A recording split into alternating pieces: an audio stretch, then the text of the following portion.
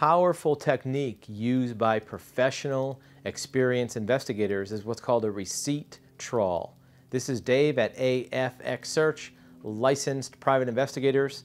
When a professional investigator is already doing a surveillance or witness interview or some in-person feet on the ground process, one thing that can go along with that is trawling for receipts. It's like casting a net behind a person to gather up all their receipts. So every time they go to a store, they go to a restaurant, they go to a nightclub, a casino, wherever they're traveling, to go in behind them after they've left and get a copy of the receipt.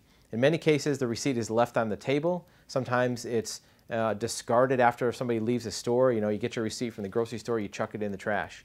And by following that person around, and sometimes we'll have an extra agent or processor in trail of the primary agent to pick up these receipts, you can put together an excellent pattern of some interesting information. It may be how many drinks somebody consumed at a bar. It may be different credit card numbers used that may not be may not have been aware of previous to that. It may be the number of diners in a restaurant. Sometimes even seeing how much food is purchased at a grocery store can give an indication of how many people are living at the home.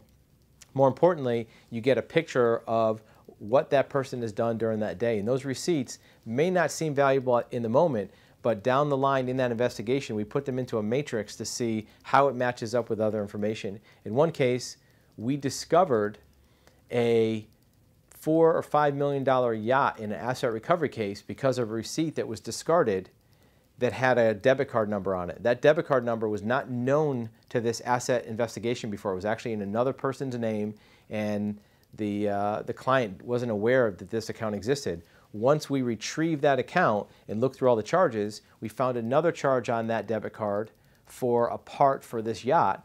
And once we located the yacht, we did some backtracing and found that it was owned by the subject who claimed they had no money to pay our client's judgment. So a very simple thing like a receipt trawl, it's an extra step, it takes a little extra time, can generate a dramatic amount of information.